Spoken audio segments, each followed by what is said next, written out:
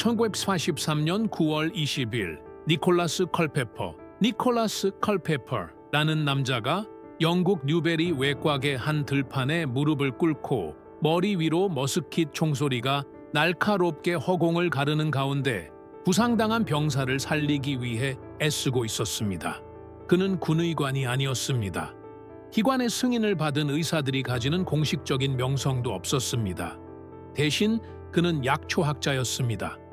그리고 불과 3개월 전 왕립의사협회 Royal College of Physicians는 오늘날까지도 불편하면서도 시사하는 바가 큰 이유로 그를 마법을 부렸다는 혐의로 고발했습니다.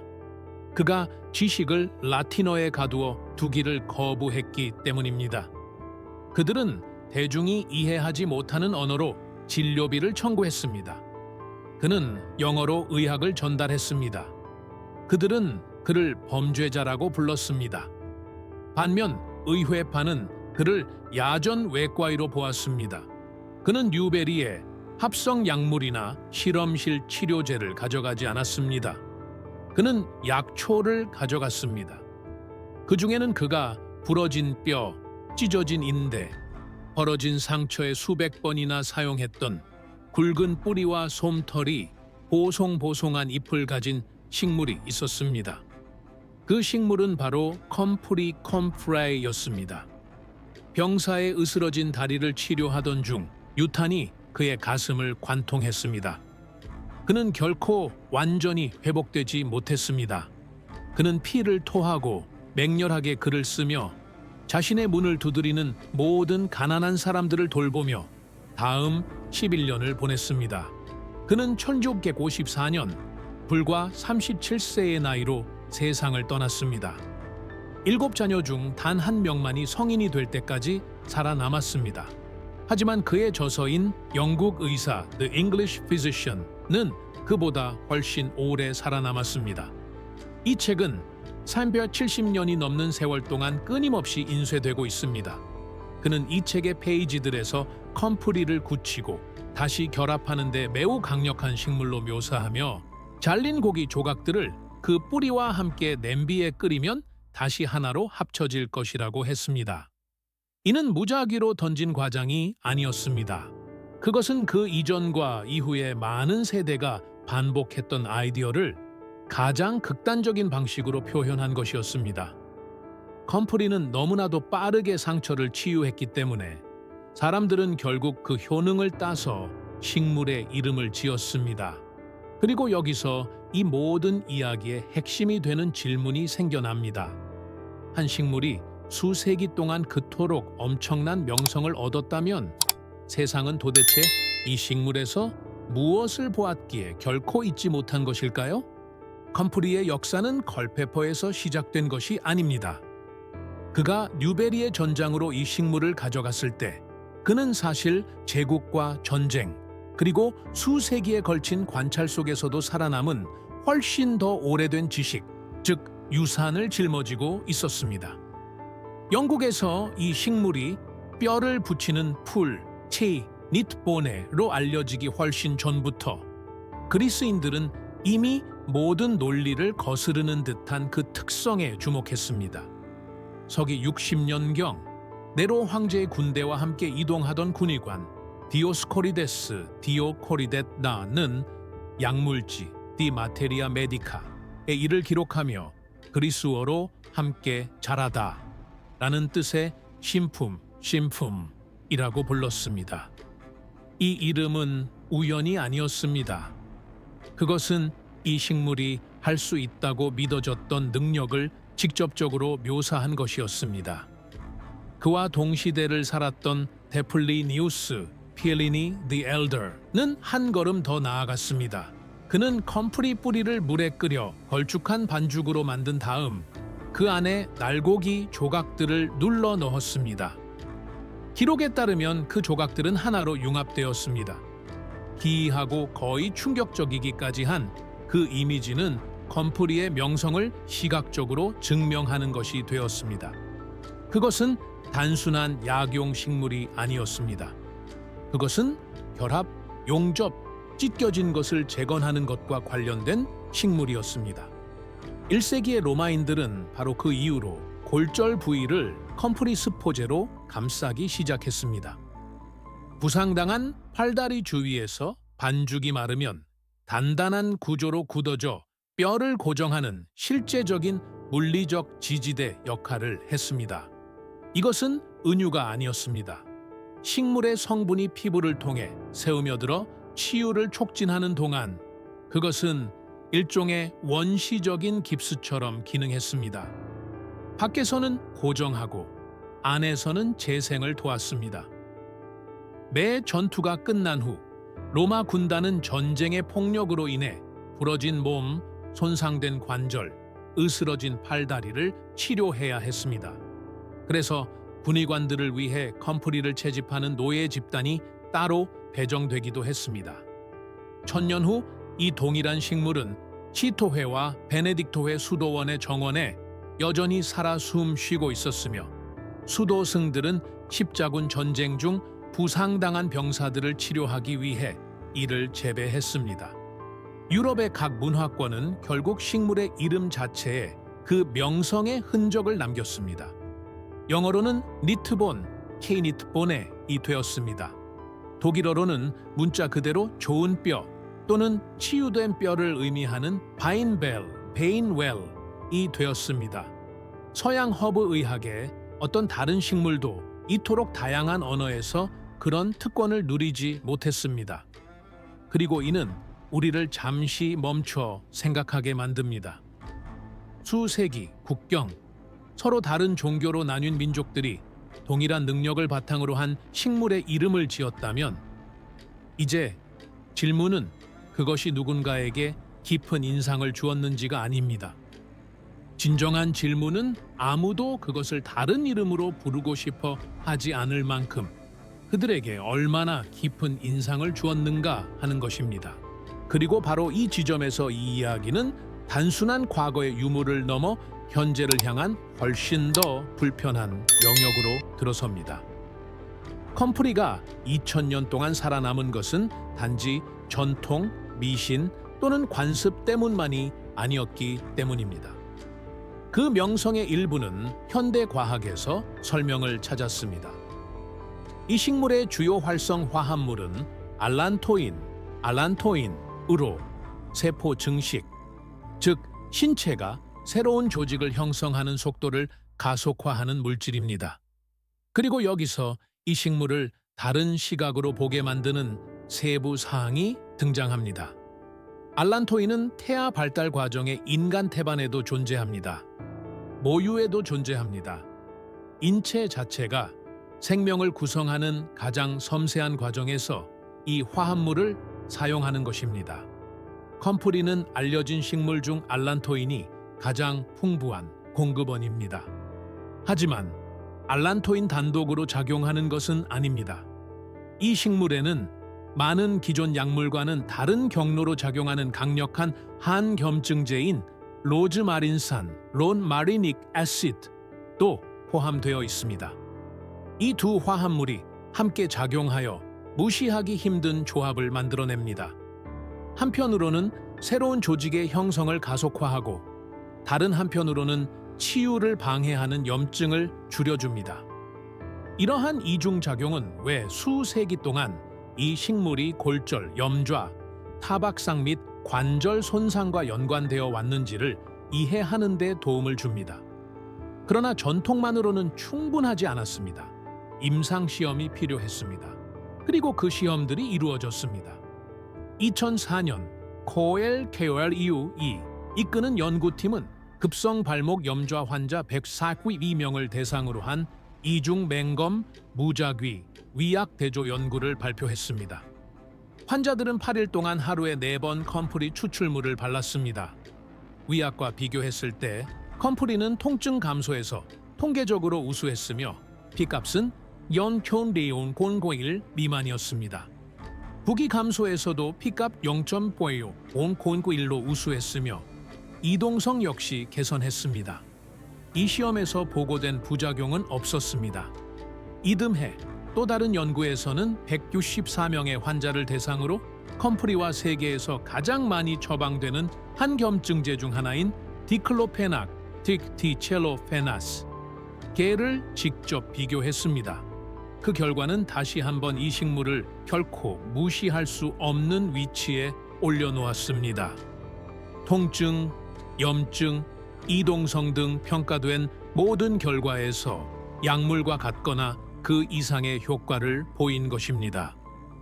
이후 무릎 골관절염 환자 220명을 대상으로 한 또 다른 시험에서는 컴프리 크림이 위약군의 10.7%에 비해 54.7%의 통증 감소를 가져온 것으로 나타났습니다. 5배나 더 높은 효과였습니다. 그렇다면 피할 수 없는 질문이 떠오릅니다. 이토록 엄청난 역사를 가진 식물이 이 정도 수준의 임상적 검증을 받았다면 수세기 동안 주장되어 온 내용의 일부를 현대의 데이터가 뒷받침했다면 어떻게 이 식물은 명확하게 인정받는 도구가 되는 대신 금지된 식물로 전락하게 된 것일까요?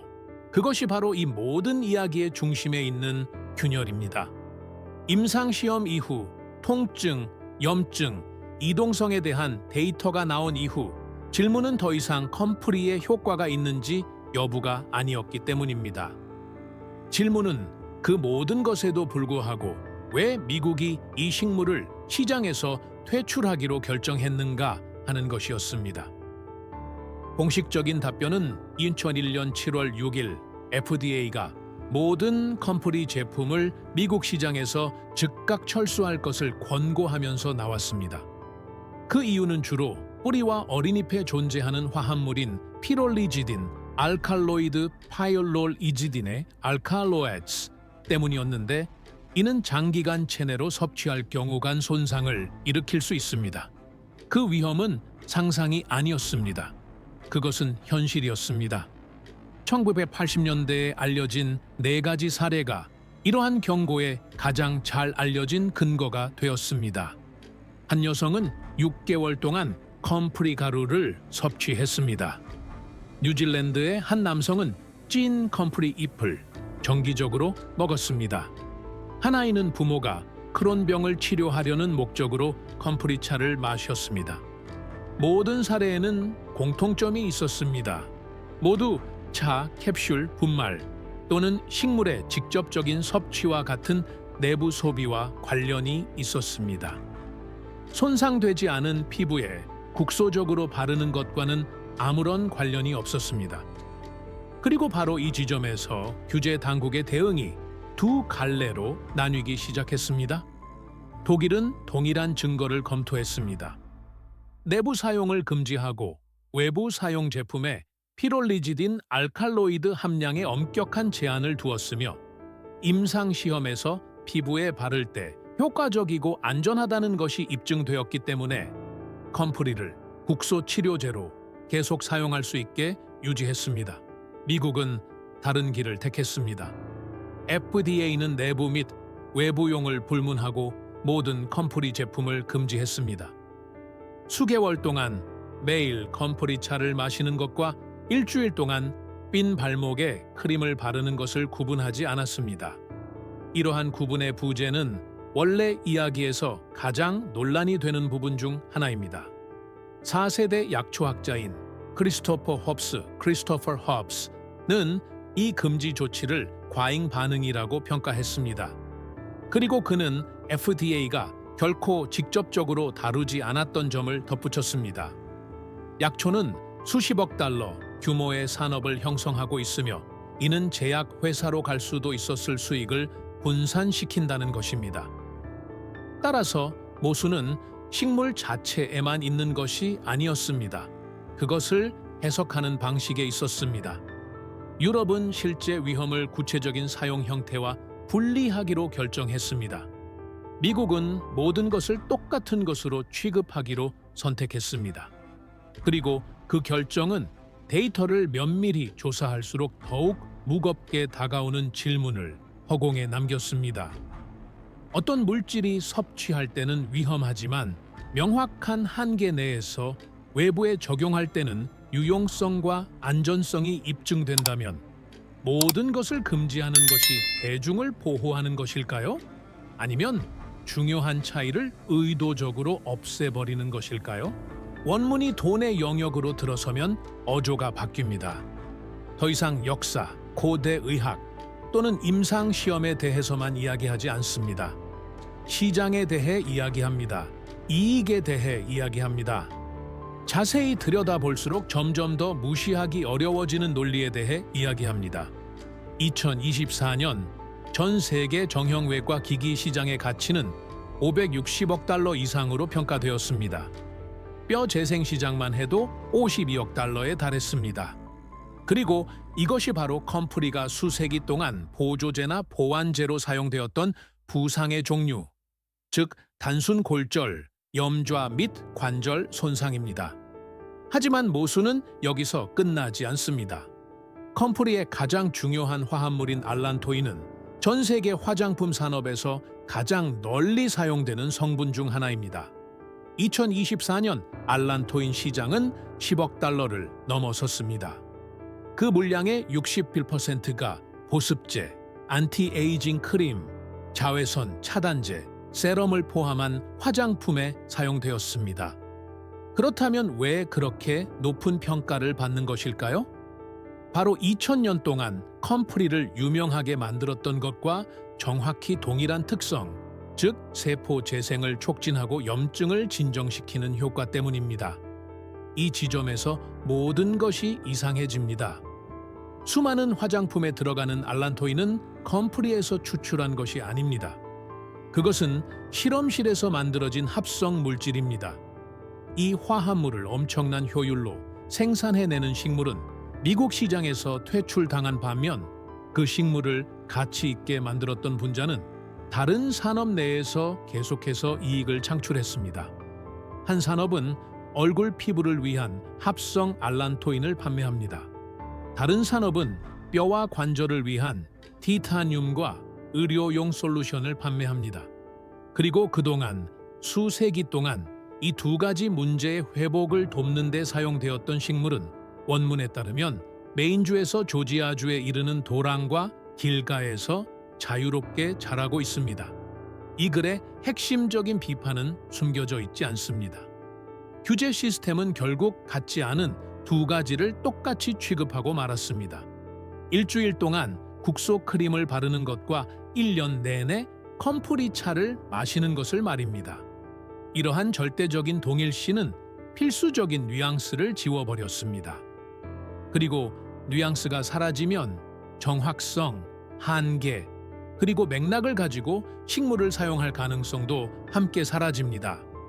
그렇기 때문에 이 이야기의 이 부분은 단순한 의학적 논쟁으로만 느껴지지 않습니다. 그것은 지식, 규제, 그리고 경제적 이익 사이의 갈등으로 느껴집니다. 식물에 대한 금지 조치를 합성 및 산업적 대체제의 막대한 수익성과 비교하면 할수록 동일한 질문이 더욱 불편해지기 때문입니다. 유용한 화합물이 여전히 허용되고 판매되며 찬사를 받고 있다면 시장에서 쫓아내고자 했던 것은 정확히 무엇이었을까요? 실제적인 위험이었을까요? 아니면 그 식물이 상징하는 모든 것을 포함한 식물 전체였을까요? 이 모든 이야기에서 가장 솔직한 경고는 혼란의 여지를 남기지 않습니다. 컴프리의 체내 독성은 막연한 의심이나 논쟁의 여지가 있는 이론이 아닙니다. 그것은 확립된 사실입니다. 차로 우려내어 마셔서는 안 됩니다. 잎을 먹어서도 안 됩니다. 컴프리 캡슐을 복용해서도 안 됩니다. 원문에서 이 점은 의문이 아니라 명확한 한계로 제시됩니다. 하지만 바로 그 뒤에 진실의 나머지 절반이 등장합니다. 손상되지 않은 피부에 대한 외부 사용은 완전히 다른 이야기라는 것입니다. 이는 임상 시험으로 뒷받침되고 유럽 규제 당국의 승인을 받았으며 컴프리가 국소용 의약품으로 여전히 승인되어 있는 10개 이상의 국가에서 계속 이어지고 있는 이야기입니다. 게다가 컴프리는 재배하기 가장 쉬운 식물 중 하나입니다. 영하 35도의 온도까지 견딜 수 있습니다. 일단 뿌리를 내리면 제거하는 것이 거의 불가능합니다. 흙 속에 잊혀진 작은 뿌리 조각 하나라도 식물 전체를 재생시킬 수 있습니다. 전통적인 스포제를 준비하기 위해 설명된 방법은 간단합니다. 신선한 잎을 수확하여 씻고 녹색 펄프 형태가 될 때까지 으깬 다음 타박상이나 삔 곳에 그 반죽을 펴 바르고 천으로 감싼 뒤 최소 1시간 동안 그대로 두는 것입니다.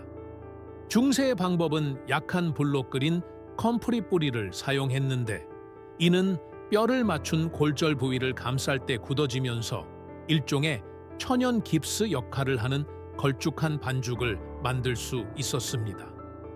또한 알칼로이드 함량이 낮은 컴프리 연고도 유럽의 약국과 전문 식물 요법 공급 업체에서 구할 수 있으며 이는 항상 손상되지 않은 피부에만 발라야 합니다.